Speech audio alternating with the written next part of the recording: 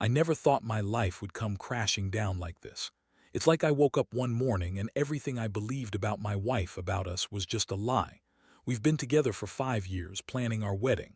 I thought I knew her inside out. But then I found out she'd been lying to me about staying late at work. Turns out she was with my best friend, Jake. I saw the messages. I saw the pictures. My stomach twisted so hard I thought I'd throw up right there on the spot. It started with the small stuff. Little things that didn't seem to add up, her phone buzzing late at night, her hurried explanations about work emergencies. I was too trusting, I guess. Or maybe I just didn't want to see the signs. I remember one night she said she was working late, had to catch up on a project, and I believed her because she looked tired, stressed even. I kissed her goodnight and she smiled, but her eyes, they weren't quite right. There was that flicker of something she wasn't telling me. The next day, I decided to check her phone. I know. I know, stupid move. But I was just suspicious and I had to know. I never expected what I'd find, her messages with Jake. It was like a punch in the gut. They'd been sneaking around for weeks. Secret plans, flirtatious jokes, and then the real kicker, pictures of her in his arms, faces pressed close, smiling like they shared a secret only they knew. I could feel my face go cold. My palms grew clammy. I felt the world tilt under my feet. I remember staring at those messages, reading the words that cut so deep. She told him she was stuck at work, but the truth was she was with him in his apartment, laughing, touching, crossing every line you can draw. The worst part, she lied to me every single time I asked her if she was working late. She'd smile, say, "Yeah, just a few more hours," and I'd go to bed feeling a little lonely but trusting her. That trust shattered like glass. I didn't sleep that night. Instead, I sat there on the couch, the phone still in my trembling hand, my mind racing. I kept thinking about the wedding plans, the future I'd envisioned, her in my arms, us building a life. And now I felt like someone had taken a knife and stabbed a hole right through all of it. I looked out the window, staring at the dark sky, feeling a mixture of rage, betrayal, and a strange numbness I couldn't shake. I knew I had to confront her, but I also knew I couldn't just do it blindly. I had to think this through. I couldn't trust her again, not after this. She lied, she cheated, and she betrayed everything we had. I just didn't know what kind of monster I'd become if I let her get away with it. I had to plan this carefully. The next steps, the words I'd say, the evidence I had, everything had to be precise. I remember the moment I decided I wasn't going to let her ruin me. She thought she was so clever, so sneaky, thinking she could keep this hidden forever. Well, I was going to show her that the truth always finds a way. I didn't want her to walk away with just a little heartbreak. I wanted to make her feel what I was feeling. Devastation, anger, the kind of cold fury that sticks with you, because if she thought I was a pushover, she was dead wrong. I started gathering everything I needed. Screenshots of her texts, the photos, the timestamp messages. I even found the hotel receipts from that night she said she was at work. I kept everything. I wasn't going to let her deny it. I knew I'd have to face her soon. But before that, I needed one thing, proof that would hit her where it hurts the most. And here's the thing. I wasn't planning to just walk away and cry about it. No, I wanted her to see that I wasn't the kind of guy who'd sit quietly while his world was torn apart. I'd make her regret crossing that line. I'd make her understand that betrayal has consequences. That's how revenge begins, by turning the tables, by making her realize she messed with the wrong man. Now, I sit here in the quiet of the night, waiting for her to come home. I feel my heart pounding in my chest, each beat loud enough that I swear everyone in the neighborhood could hear it. I don't know what I'll say when she walks in. Part of me just wants to scream, to tear into her, to make her feel what she's done. But I know I need to be calm and in control. That's how I'll win this. I look at the clock. It's almost midnight. The house is silent except for the faint hum of the refrigerator and my own racing thoughts. I sit back on the couch, clutching the phone with the evidence, ready for whatever comes next. Because I'm not going to be the sucker she thinks I am. I'll confront her and I'll make sure she knows exactly what she's lost. If she thinks she's leaving this house with her secrets intact, she's dead wrong. The truth is out and I'm just getting started. When she finally stepped through the door, I could feel my pulse pounding in my ears. I'd been waiting for that moment all night, clutching the evidence so tightly my fingers ached. She looked exhausted, probably from running around, pretending everything was fine, but I saw right through her. Her face was pale, her eyes darted around as if she knew she was caught but still refused to admit it outright. The minute she saw me sitting there, eyes fixed and unblinking, her shoulders stiffened. "Hey," she said, her voice a little too casual, "I'm home." I didn't say anything at first, I just stared, the phone heavy in my hand. Her eyes flicked to it, then away. She knew she had to. I took a slow breath, trying to keep my voice steady but cold enough that it cut through the silence. "You lied to me," I said, voice low and deliberate. "All those nights you said you were working late. The texts, the pictures, the hotel receipts. Did you really think I wouldn't find out?" Her face went pale. She opened her mouth, then closed it again. Typical. She knew she was caught, but that didn't mean she was ready to own it. Instead, she looked like she was trying to come up with some excuse. I was done playing that game. "Who is he?" I demanded. "Jake, is that his name? Tell me, the one you've been sneaking around with." She hesitated, then finally blurted out, "It's not what you think." "Oh." "Because from where I'm standing, it looks like you've been lying to me for months. My wedding was supposed to be in 2 weeks. I was about to marry someone I didn't even know anymore." My voice cracked a little, but I didn't care. "You think you can just keep this hidden? Think again." Her eyes filled with tears, but I was beyond caring about her tears. I was furious, so furious I could barely breathe. My fists clenched on my lap and I felt my jaw tighten. I wanted to shake her until she told me the truth. "I didn't mean for it to happen," she whispered. "It just—" I was stressed and he made me feel good. "It was a mistake, I swear." "A mistake?" Yeah, that's what she called it. I felt my stomach turn. Mistakes don't leave messages or photos or hotel receipts. Mistakes don't kiss someone behind your back and lie about their whereabouts for weeks. "Bullshit," I said sharply. "You lied to my face every day and now you're telling me it's just a mistake." She looked down, tears streaming down her cheeks now. She tried to reach for my hand, but I pulled back. The betrayal was too fresh, too raw. I knew I couldn't pretend everything was okay anymore. That trust was gone. I'd been naive, I guess, thinking she was my forever. Turns out she was someone else's all along. "I want you out," I said, voice trembling but firm. "Pack your things and leave. Don't come back. You're not part of my life anymore." She looked at me, desperate enough to beg. "Please, we can talk about this. We can fix it." "No," I snapped. "There's nothing left to fix. You chose him over me. Over everything we built. I don't want you here, just take your stuff and go." She nodded silently, tears still flowing as she started gathering her things. I felt a strange mix of satisfaction and emptiness. Part of me wanted her to scream, to fight, to make this harder. But she just went quietly, knowing she finally lost everything. As she packed her bags, I watched her, my mind racing. I'd planned this moment all night, and now it was done. The house felt different, cold, empty, like I'd been stripped of something vital. I didn't know what I expected her to say, but I knew it wouldn't change what she'd done. When she finally handed me the last of her belongings, she looked at me with a mixture of sadness and defiance. "You'll regret this," she whispered. I shook my head. "No, I won't. I'll be better without you. And trust me, I'll make sure you remember what you lost." She left, closing the door behind her. The house was silent again, only this time it felt like a grave. I stood there, staring at the empty doorway, heart pounding in my chest.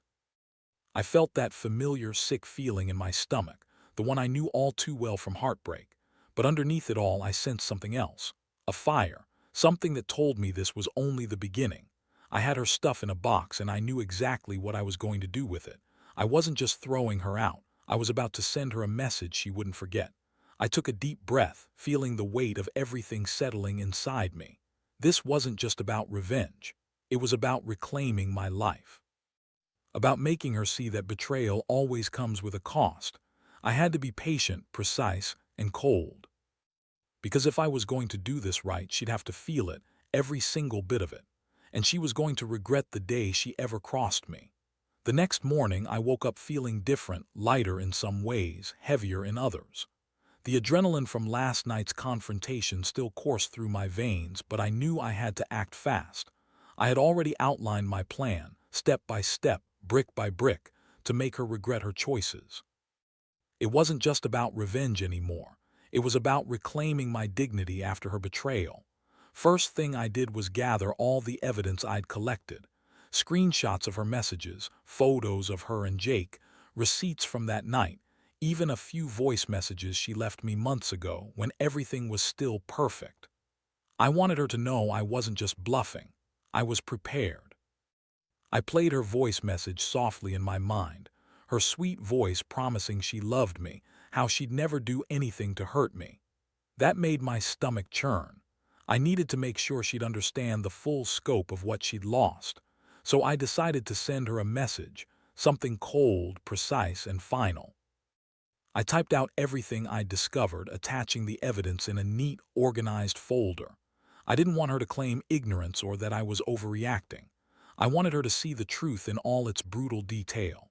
While I was at it, I picked up her favorite jewelry, her favorite clothes. Stuff that held sentimental value, stuff that she thought she'd take with her when she left. But I was going to use it, turn it into part of my revenge. I wrapped the jewelry in a small box, then placed it on top of her clothes. I thought about giving her a note, but then I realized I didn't want her to think I was trying to be kind or forgiving. Instead, I left the box on the porch with a simple note. You made your choice. Don't come back. That's all it took. No pleading, no tears, just a clear message that I was done. I watched from the window as she saw it, her eyes widening in shock. She hesitated for a moment, then slowly picked it up, her face pale. Next, I called a locksmith to change the locks. I wanted her to know I was serious. No more sneaking around, no chance to come back and pretend everything was fine. I wanted her to feel the cold steel of my resolve. When the new keys arrived, I replaced the old ones, making sure she had no access to the house anymore. That house was my sanctuary, and I wasn't about to let her sabotage it. As the day went on, I felt a strange mixture of relief and emptiness. It was like peeling off a mask I didn't even realize I'd been wearing.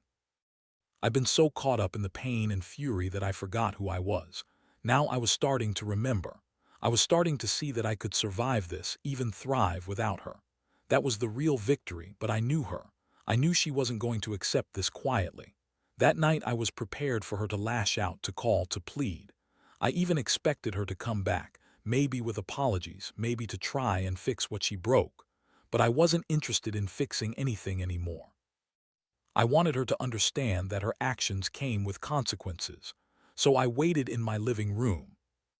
The evidence folder on the coffee table, my phone buzzing with messages from her. I ignored them. Every time I saw her name on the screen, a surge of anger shot through me. I knew she was probably crying, begging, trying to manipulate her way back in. But I didn't pick up. Not then. I wanted her to sit with her guilt, to feel the weight of her own betrayal. As midnight approached, I finally decided to send her a message. I told her I was done, that I had no interest in hearing her explanations or apologies. The only thing I wanted her to do now was stay away. I told her I'd be better without her and that I'd never let her sabotage my life again. Then I put my phone down. I looked around the house, feeling an odd sense of closure. It was strange, how betrayal could turn everything upside down in a matter of hours. But I also knew this wasn't just about revenge. It was about taking back control. About making sure she knew she'd lost the best thing she ever had, me. I poured myself a glass of whiskey and sat on the porch, watching. The night settled in. My mind was a whirlwind of thoughts, anger, regret, even a little sadness. But above all, there was this quiet resolve. I was done chasing her, done trying to fix something that was broken beyond repair. From now on, I was going to rebuild my life piece by piece. And if she thought she could walk away and forget about what she did, she was dead wrong.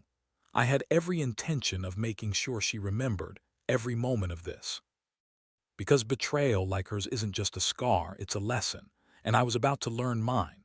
The next few days were strange, almost surreal. I went through the motions, packing her things, changing the locks, deleting her from my social media. Every step felt like peeling off another layer of trust I'd foolishly worn. But beneath all that, a cold clarity was settling in. I knew I couldn't just sit around and stew. That wouldn't fix anything. If anything, it'd just give her more power over me. So I started plotting quietly, methodically. What I really wanted was for her to feel what I was feeling: betrayal, loss, the sting of knowing she'd thrown away everything. That meant I had to be smart. I had to be patient. Revenge wasn't about wild outbursts or petty pranks. It had to be calculated, precise. I began by collecting every shred of evidence I could find again. Screenshots, text exchanges, even the moments she let slip her true feelings in casual conversations. That's when I realized I'd been blind all along. She always had that glint in her eye, that nervous energy when she thought I wasn't paying attention. She was sneaky but not clever enough to hide everything. One evening I took her favorite perfume, the one she always wore, and I smudged a little of it inside her favorite jacket. When she'd come back for her belongings, she'd smell it and remember how I knew everything. I wanted her to feel that I was watching, that I'd been there all along. Little tactics, but they added up. Then I reached out to her closest friend, Lisa. She'd always been a good listener, and I knew she'd be sympathetic. When I told her everything, her face softened with shock and anger. "You need to cut her loose," she said firmly. "She's not worth your pain." I nodded, but I already knew that I was going to do more than just walk away. I wanted her to feel the full weight of her choices. In the back of my mind, I'd already started devising my plan for her downfall, step by step. The quiet, meticulous work paid off. I set up a fake email account, one she'd never suspect. I started sending her subtle messages, just enough to make her nervous, to remind her I was still watching. Nothing overt, just enough to keep her on edge. That way I could control her reactions, keep her guessing. One night she called me out of the blue. "Look, I know I messed up. I'm sorry. Please, can we talk?" I kept my voice cold. "There's nothing to talk about. You made your choice and I'm done playing the fool." She begged, cried, pleaded. "Please, I'll do anything. Just give me a chance to explain." "No," I said sharply. "You had your chance. You threw it away for some stupid thrill with Jake. You're lucky I'm not calling the cops or exposing everything publicly. But I want you to understand, you're done here. No more lies, no more hiding. You're gone." That was the point where she started to panic. She begged harder, promising to change, to do better. But I didn't want to hear it. I'd already made my decision. I just wanted her to see that she'd lost everything because of her own choices. The next move was to send her a final message, one that would make her realize this wasn't just a breakup. It was a warning. I sent her a long, detailed email, outlining everything she'd ever lied about, how I'd uncovered her affair with Jake and how I'd put her on notice. I told her that if she ever tried to come back, I'd make her regret it for the rest of her life. Then I did the most satisfying thing of all. I handed over her keys, her jewelry, her clothes, and a letter. I left everything on the front porch with a note. "You made your choice. Don't come back, not ever." I watched her read it, her face twisted in shock. She looked like someone had punched her in the gut. I didn't stick around to watch her cry or beg again. I just locked the door behind her and walked away, feeling a strange mix of relief and triumph. I'd taken back control, and I'd made sure she understood she'd crossed a line she couldn't come back from. In the end, revenge isn't about petty spite. It's about dignity, about showing someone that their actions have consequences, especially when they try to destroy what you built. I learned that the slow, calculated approach hits harder than any screaming match or shouting match ever could. And honestly, I don't regret a thing. Because she needed to see that she lost not just me, but everything she thought she had. That's how you truly make someone feel the weight of betrayal. The days that followed felt like walking through a fog. I kept busy, but inside I was carefully piecing together the final parts of my plan. I knew she was hurt, maybe even furious, but I also knew her pride wouldn't let her completely give up. She'd try to fight back in her own way, so I had to be ready. Preparation was everything.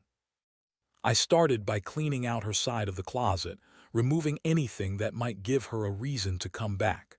I knew her. She was stubborn. And she'd try to manipulate her way into my life again if I wasn't careful. I packed her clothes, her jewelry, her favorite perfume, all the things that symbolized her. I didn't want her to think I was just angry. I wanted her to feel stripped of her belongings, of her control. Then I took her phone, turned it off, and secured it in a safe spot. I didn't want her to have any way of reaching out to Jake or anyone else, at least not easily. I was already one step ahead. I'd set up a new email account, one she would never guess, and I used it to send her a final message. Not a desperate plea, but a calculated warning. In the message, I laid out everything. I told her I'd uncovered her affair with Jake, that I knew she'd been lying all along, and that I was done. I threatened to release everything if she ever tried to come back or cause trouble. I made it clear. She lost her place in my life forever. The tone was cold, direct, and final. I wanted her to understand that I was serious, that I wouldn't be played anymore. I also hired a private investigator just to keep an eye on her. Not because I was obsessed, but because I wanted to make sure she didn't try to sneak back, start another game. The last thing I needed was her to think she could walk over me again. The pie was discreet, professional. I told him to report only if she made any suspicious moves, like showing up at my house or contacting Jake again. That night, I left the house under the cover of darkness. I drove to a hotel far enough away that she wouldn't find me. I checked in, requested a room with a view, and sat outside on the balcony looking out at the city lights. It was strange how quiet everything was now, like the house had been drained of its life. But I felt oddly relieved. I'd done everything I could. The funny thing about revenge is that it's not always about making someone suffer physically. Sometimes making them feel insignificant, like they've lost everything, is just as powerful. I knew she'd be furious, humiliated, maybe even desperate to chase after me. But I wasn't interested in her tears or apologies anymore. I just wanted her to see I was serious. Around midnight, I received a text from the pie. She had been seen heading towards the house looking frantic. She left her phone behind, which I already knew she would try to do. I smiled to myself. That was expected. I already knew she'd try to manipulate her way back in, but I was ready. I stayed in the hotel for a few days, just observing, waiting. I kept my phone silent, avoiding any temptation to call her. I wanted her to stew, to feel the sting of losing everything. When she finally sent a message, begging, crying, trying to explain, I simply ignored it. Silence was her punishment now. No more excuses, no more lies. Finally, I decided I'd had enough. It was time to cut ties completely. I took her jewelry, her clothes, her letters, everything that reminded me of her, and I took them to the dumpster behind the hotel. I knew it would hurt her more than any angry words. Seeing her belongings thrown away, discarded like trash, was the ultimate statement. I left a note on top. This is what betrayal gets you. Don't try to come back. It's over. That was all. I watched from a distance as the trash truck came, the items being swallowed into the darkness. It felt oddly satisfying, like I was finally reclaiming my life piece by piece.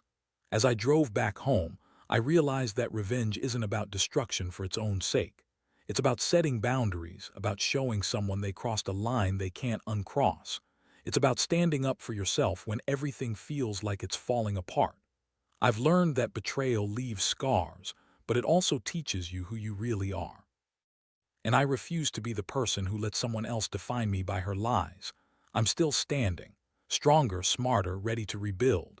Because the best revenge, it's living well without her. In the weeks that followed, life settled into a new rhythm. The house felt emptier, colder somehow, but I knew that was just the shell of what it once was. I'd finally let go of the woman who had betrayed me so deeply. Her presence was a ghost I refused to chase anymore. Every day, I reminded myself that I was better off without the lies, the secrets, the betrayal. I started going to therapy, not because I was broken, but because I wanted to understand how I'd let things get this far. It was a long road, but it helped me see that I'd been too trusting, too eager to believe in fairy tales. Now, I was rebuilding that trust in myself. I learned to listen to my instincts, to ignore the small red flags that I'd dismissed before.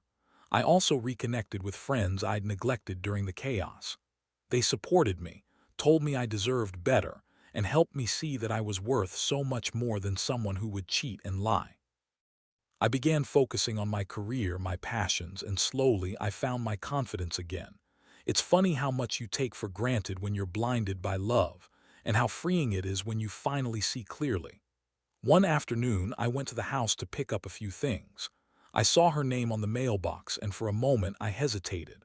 But then I remembered the betrayal, the way she'd lied, the way she'd broken us apart. I took a deep breath, grabbed the last of her things I'd kept, and left them on the porch, along with the note I'd written. Your choices hurt me more than I could say. I hope someday you realize what you lost. I won't be waiting for you anymore. Good luck. That was it. I left her a clean break, no empty promises, no hope, just the truth. Driving away, I felt a strange sense of peace I hadn't felt in a long time. The pain of betrayal still lingered, but it no longer controlled me. I'd taken control back. I'd set boundaries, and I'd proven that I could survive even the deepest wounds.